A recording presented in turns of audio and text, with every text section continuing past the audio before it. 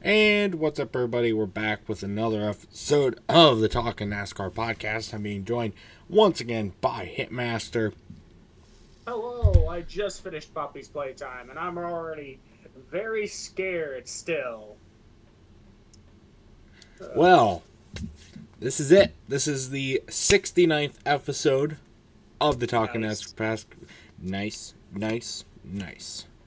Let's get some nices going on in the chat right now. Chat down below. Nice. Never thought we could get to this episode.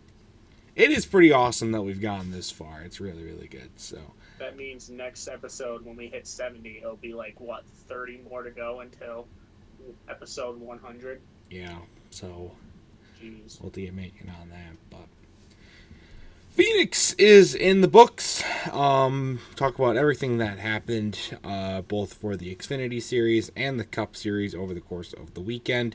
We got some news to talk about as well. And then, of course, at the end, we will preview Bristol, the Concrete Bristol Spring Race. So, should be all good there. Anyways, first, let's talk about Phoenix, the Xfinity race. I watched a little bit of it, not a whole lot of it. But I think we need to have this conversation now. After a few races, I think we need to talk about Jamie Little in the booth. She's not terrible, no. Right? I don't think she's that terrible. A lot of people think she's pretty bad, but like you could tell she definitely shows enthusiasm for being in the booth. And when she's gotta appreciate Danica Patrick. This is true. And if anyone in the comments say that Danica Patrick is a better announcer than Jamie Little, you are simps. She's better than Danica Patrick, but it's not really that hard to be better than Danica Patrick in the booth, to be honest with you. But she's not great, though, in my opinion. She's definitely still got that pit reporter-esque thing with her, but she's getting there. Everybody's just got to calm down a little bit. She'll get there. She may have said that they were in Richmond when they were actually in Phoenix, but that's okay. Everybody makes mistakes. This is why she's only in the Xfinity Series, not the Cup Series. Don't worry about it. But as far as the race itself, the big one struck, which was really interesting. You don't normally get a big one at Phoenix. So that was pretty interesting to watch. And then Justin Allgaier had a lead with about 4 laps to go before a left rear tire cut down going into turn, I guess it's now turn 1. I remember it as turn 3. But cut it down and got into an accident. That set up an overtime finish, and Chandler Smith in the 81 ride was able to pick up the win with a pretty thrilling overtime finish. So congratulations, Chandler Smith, and everybody there in the 81 crew for the good win. But a lot of very hard misfortune for Justin Allgaier. He had that race won, and then tire went down. So, but you gotta it's mistakes, and you gotta get better from that, and just hope it doesn't happen again. So. And then in the Cup Series race, they wrecked early. About 3 cars got into a little bit of an early pileup, on lap 2. But other than that, the first stage was really clean. The second stage was really clean. Pretty boring racing, to be honest. But clean racing. A lot of people like that. Some strategy was implemented. Then a couple big wrecks happened to start the third stage. But after that, the clean racing picked back up. And pit strategy would come into play as Christopher Bell would use good tire strategy and speed to pull away late and get the win. So, good work there for Christopher Bell, who was already locked into the New Year's Eve Spectacular by his win in the duels a few weeks ago, but gets his win to lock himself into the playoffs now for 2024. So, there you go. Also, I didn't know it, but this was the first race with the new short track package that they unveiled this year, even though Phoenix isn't technically a short track.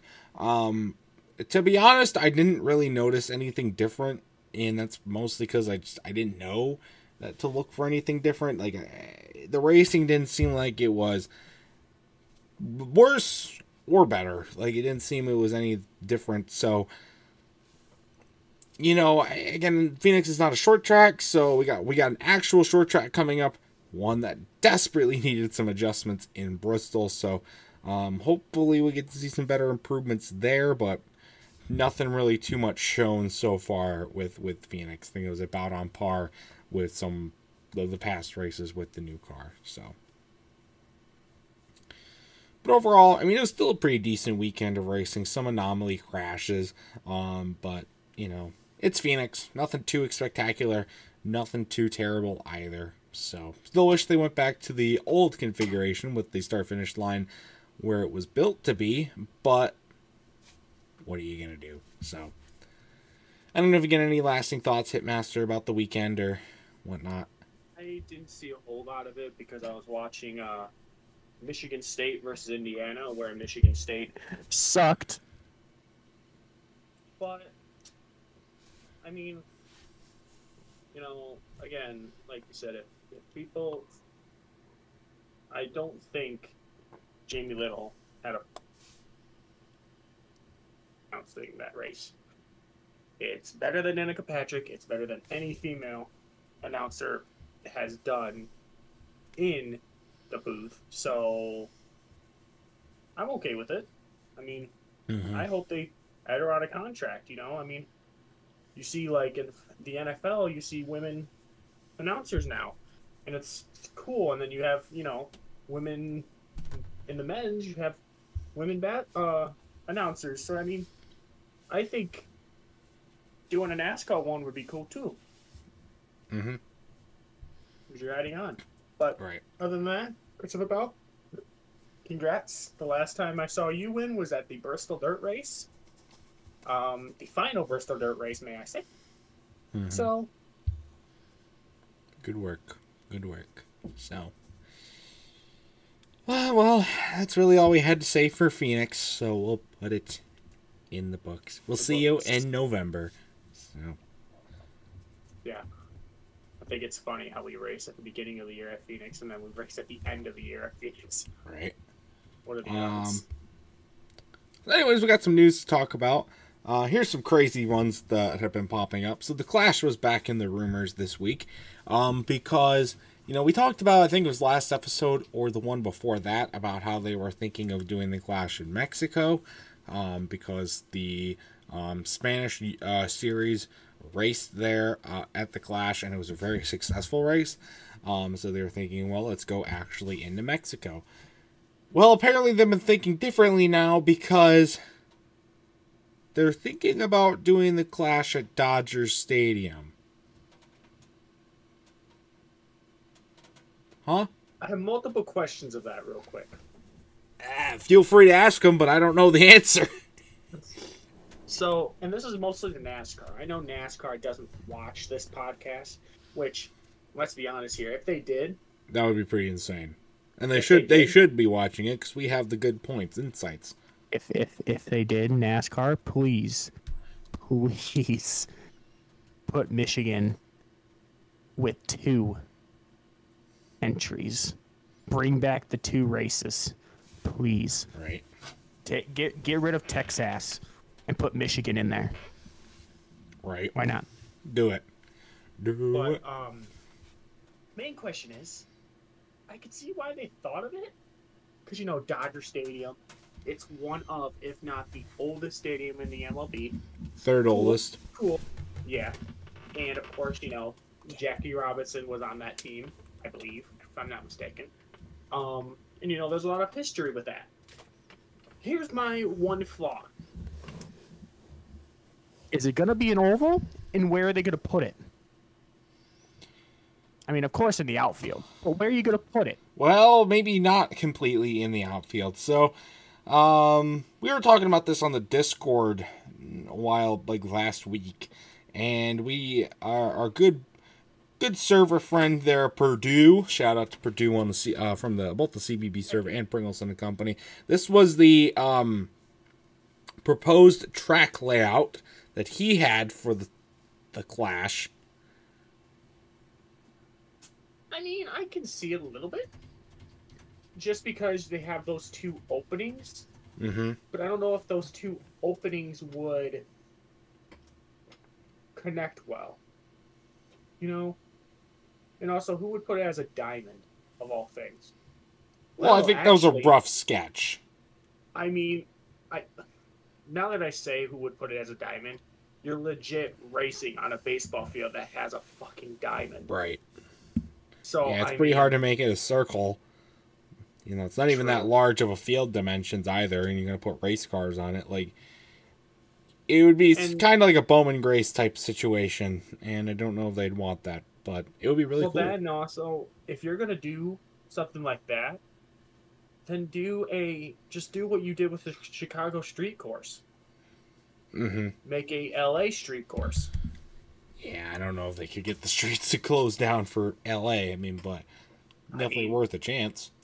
Or how about this? How about this? We just go to how about we just go to an already established track, like, you know, Mexico or Daytona or fix Rockingham and bring back Rockingham. There you go. See, that's a one. You had North Wilkesboro come back, go for an all-star race, put Rockingham as an all-star race for 1 year, and then make the Clash Rockingham. Boom.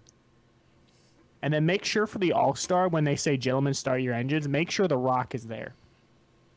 Because it'd be funny as fuck. That would be hilarious. So, I don't know. I don't know how far this is really going to go, but, you know, they're probably just going to go to Mexico. Let's be honest. They're probably just going to go to Mexico. But it'd be funny if they didn't. Maybe they'll race at Comerica Park. That would be funny as shit. I mean, the IndyCar did a Detroit street race. NASCAR could do the same thing too. So. Yeah, but then they would have to change Michigan to a Detroit street course, and I don't think people want that. And then Michigan would be abandoned for a very long time. Yeah, I don't know. We need that. But so that was one of the crazier pieces from the week. Some silly season stuff. Connor Zilich is going to run a part-time schedule for Junior Motorsports. In the Xfinity Series. Also, this was just announced today, actually, at the time of recording this at least. Kamui Kobayashi is going to run COTA for 2311 in the Cup Series, making his return. Very, very popular move there. A lot of people are very excited to see what he can do in the car, and maybe pull a SVG and get a win. So I don't like them saying SVG. Sounds so weird. Just say Shane. They do that. And speaking of him, though, he's been doing pretty well this season. I think he got a top 5 or a top 10 this weekend in the Xfinity Series. I'm telling you, this guy is going to become a what's that guy called? There was a time back in the day, I don't know, maybe I don't know fully about NASCAR that much, but there was one guy that came in, you know, did a one stint, and then went into his Xfinity Series or Busch Series or whatever it was, and then all of a sudden did one season and did super well, and then he got put into Cup Series, and then he did so well. And I mean, maybe it was Marco Andretti. Maybe. Unless Marco Andretti never raced Cup. No, he didn't. So okay, not yet. I was wrong. He's still considering it, but he hasn't yet. So also more 2025 racing news. Homestead is coming back, baby. Or at least it's rumored to. It's going to be back as the championship race in 2025. No surprise there, because Phoenix has been terrible as the championship race in comparison.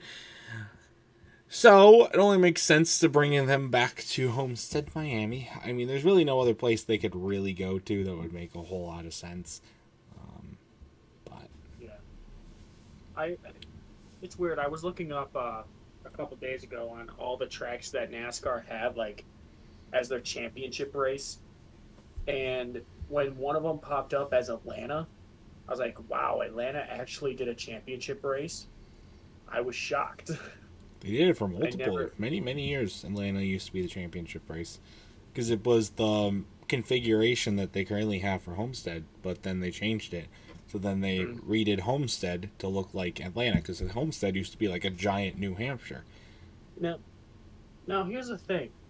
I wonder if when they fix Auto Club up, if they ever get Auto Club up, unless NASCAR sold it and we're never seeing it again,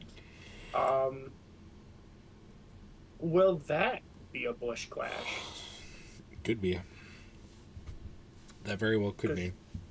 Because, I mean, why not? They're not changing the front part of it that much. They're only changing the back. Making it shorter. This is true. This is true. Which is rest in peace, Auto Club. I always play NASCAR Rivals. When I'm at Auto Club, I'm like, rest in peace. We always missed you. Seems like they're doing good work on the track, so I like to think it's going to return. But, California real estate is expensive, and NASCAR likes money. So it's... Eugene Krabs like money. A couple more things. FICO and RCR are partnering for a financial education role. It's like a partnership, like not necessarily a true sponsorship that they're getting on the car. I don't think they might. I didn't see that. But that's going to be starting this weekend at Bristol. So it's going to help get the youth better financed with FICO scores. Yay! FICO scores! Yay! This podcast is sponsored by nothing because we haven't gotten a sponsor yet to sponsor our podcast. Please, anyone that wants to sponsor the Pringleson and Company podcasts, please hit us up. Do so. Mostly hit Tyler up because Tyler's the main guy. Yeah, I take care of all of them. Michigan State Spartans. He's worked for you for a while. Please. Lansing Lugnuts, please. Contact him. Hit me up. And then the final piece of news we had, Leigh Duffy is going to be in the NBC booth during the Olympics break, because NBC gets the Olympics, and so they get a new guy. I don't know who that is specifically. I know other times that they've done the Olympics, they've had some people in the booth to fill the role. And it's like a British guy. I don't know if it's going to be him this year or what, but we'll just have to see. But that'll take place for, I think, like 4 weeks or something like that, for the Olympics break. So, but that's really all I had. Uneventful, I know. I don't even have any diecasts to show off or anything. Okay. There will be diecast students. And I can promise you this right now. I did not get You the got 41. one. You didn't get it. I put it. Okay. No, I speak first. We were at Target. We saw you on the street. We were like, "Oh my god, it's Hitmaster." Tyler and me to argue. Here it comes. It's like, "Oh my god, it's Hitmaster." And so we whipped the car around. We literally pulled a Yui in daytime traffic, middle of the day, almost crashed, so we can meet up with you at Target, because you said in the last episode you were going to go to Target and you were going to buy that diecast. We found it. It was the last one on the shelf. I picked it up, put it in your hand, and you walked away, and I'm like, yep, he's going to buy it. And so we left you guys there to do whatever you wanted to do, and now you're saying you didn't even purchase it. The reason why is because I looked at Mason Meyer. And let me tell you, I'm going to buy something from there because they have the Victory Circle cars. Especially when, last year the 38 in the Truck Series won the championship. They have that one. Actually, no, wait. No, he didn't win last year.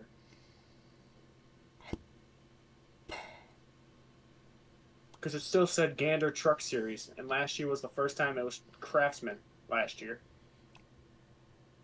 But anyways, they have a William Byron, Ross Chastain. They had the pink and black 38 car.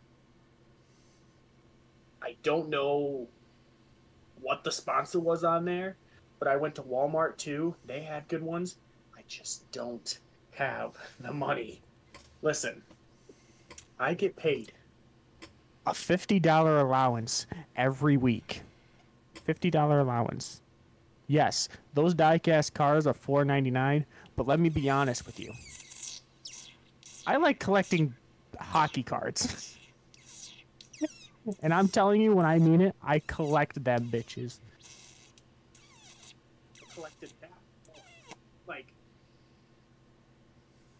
freaking stacked up. These are all hockey cards. These are all hockey cards sorted by team. Don't roll your freaking eyes. How about this? Tomorrow I am going to Target. I promise.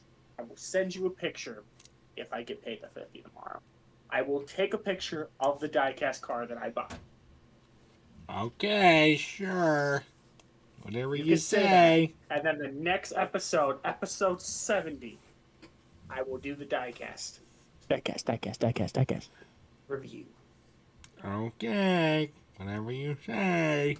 And also, Tyler doesn't realize that I don't have a job right now. I've been trying to get you a job. Okay? How many places? I have a literal list of places you can go work. I need a resume. I don't have resume. Why are we talking about this? We need to talk about NASCAR. Damn it! I don't have anything else on the list to talk about. Here, let me look on Corrigan Oil. Okay. Let me see if anything's on that. If I can ever find my Facebook thing. Actually, I do have a couple things semi-related to Corrigan Oil. So we were looking up the other day. There's a ton of like quarter-mile short tracks like around us that are not just Corrigan Oil, and so we've already got 2 trips planned to go visit those tracks. 2 of them. There's more. We're working those out. So is one of them Springport? Yes. Yeah. I love Springport. One of them is Springport. Actually, we have 3 trips planned, but one of them we don't have a date for yet. So if you guys, I know most of the people that watch this like racing. If you want to see good short track racing, look up short track racing near me on Google. You will find a lot of good ones. I know in Michigan, there's Kalamazoo Speedway. There's Owasso Speedway. Springport. Springport's a beautiful track. Beautiful track. Corrigan Oil could be sometimes. I know if you get a certain pass, you can go inside the garage and you can look at the cars in the garage. So that's cool. I do that all the time. At Springport? At Corrigan Oil. Oh, well, I've done that before too. I didn't know you needed a special pass, so we just walked in there. I mean, technically, okay. Little story before we go into the picks. One time, I was going to see the bus figure eights, and I'm not even lying. I walked in, went into the fence thing, and of course my friend was racing at that time, and I go, hey, I just got here late. I work with this yada yada yada, and the person I don't think cared about her job that much, and after I said I work with the team, she's like, okay, go ahead and I'm like, bet. Just use his name and I'm good. Just walk in. You're all set to Friend go. goes, how did you get in? And I go, I lied that I was a part of your crew members. And he's like, what the I used your name into clickbait. But Well, that was a little quick story. Now, yeah, whatever you need to do to get in, you know. It's whatever you gotta do. free. Absolutely. FREE, that spells free. True. Alright, well, that's really all I had to talk about this week, so we can get to our Bristol preview. I believe all 3 series are racing this weekend. I will just give a quick check to that. I know trucks are back, and I think... Nope, Xfinity is off. So it's trucks and... Trucks and Cup this weekend. So... Trying to find my other... Ready to go. Guess I'm not going to worry about it now. Either way, I think you won that last round. You know I did. You know I did. I don't know who I had because I can't find my other one. Maybe I put it over there. Oh well. But yeah, he had Alex Bowman, I believe. I think so. Yeah, I think, and Alex Bowman did good, which means Tyler is. This was the 4th race of the year, right? So he is 2-2, and I'm also 2-2. This is a good battle going on. We're going back and It's forth. early. It's early. It's early. Don't get too high on your rocker. It's early. Yes, it is. All right. All right. Anyway, truck predictions. Who do we got? Truck predictions. You know what? I'm going with the guy that won at Las Vegas. He'll add one added on to his win in the Truck Series, and people will say he's better than Bubba Wallace, even though people are already saying that. He's definitely got the potential. I don't think Bubba has 2 Cup wins, so like Raja has 1 truck win. I don't count that rain shortened one. Well, even if you don't count that, I mean, he still won Kansas. Like, it's not like... Yeah, that's the one I only count. That's the only one race I count until as him winning. You can't say he's better than Bubba until he wins more Cup races than Bubba. So, or he wins a championship. Like, you know, you gotta... You can win more, or has more career wins, which I don't know how many Bubba Wallace has, but... Yeah, so... Well, Roger's not a bad pick. Like, he's been solid this season. Like, it's not like he's had some good runs even going back to last year.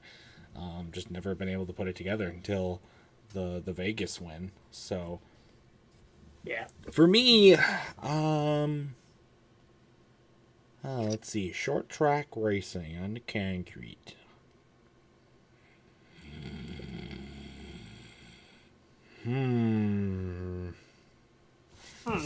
You know, fuck it. You know what? Fuck it.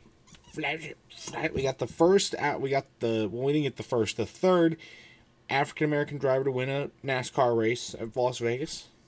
I'm gonna go Haley Deegan. First ever woman to win a NASCAR race? Yep. Huh. We got underdogs. She probably will crash. I mean, I don't think she's finished the race this season, but no. And here's the thing: I've watched like her YouTube videos of the races that she's done, and then she always goes, "I'm so close" and everything. And I'm like, "Yeah, you're so close of just failing every single time, and then you fail." Right. You're really showing them. But I mean, even though people are like that, I'm not trying to say this because I like, Haley Deegan as a driver. She has talent. She just needs a better ride than what she has. When she was in the ride last year in the Xfinity car, she finished in the top 10 at Vegas. Top 10 or top 15, one of those two. But she did well on her debut, because she had a good ride. Mm-hmm. But, maybe she can win and be locked into the playoffs. Who knows? Wouldn't that be something to see? And then we could say Danica Patrick sucks.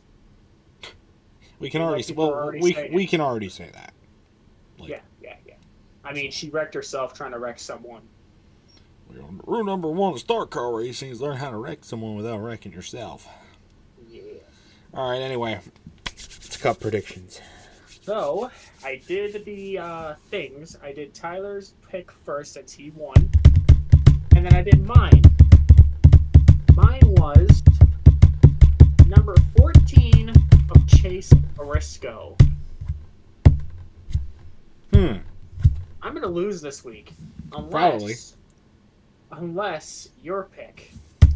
You know how I was picking Raja and I was talking shit about Bubba Wallace. Mm-hmm. Well, you better hope Bubba Wallace does something. Must be good. I'm going up against Chase Briscoe this week. So 2311 car versus Stuart Haas. That's very. Never thought people would say that, but. Right.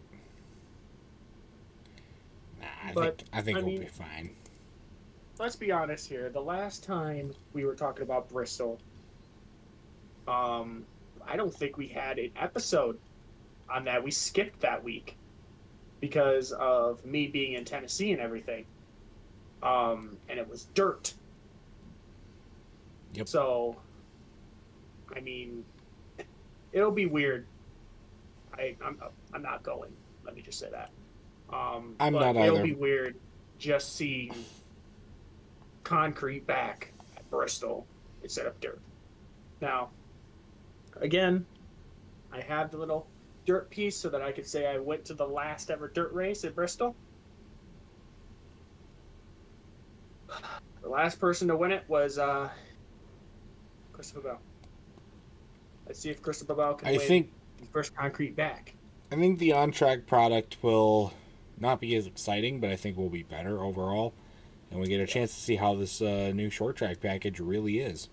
So, should be interesting. So, but that's really all we had for this week. If you'd like to be a guest on a future episode of the Talking NASCAR podcast, all you got to do is join the Pringles and the Company Discord. Link is in the description down below.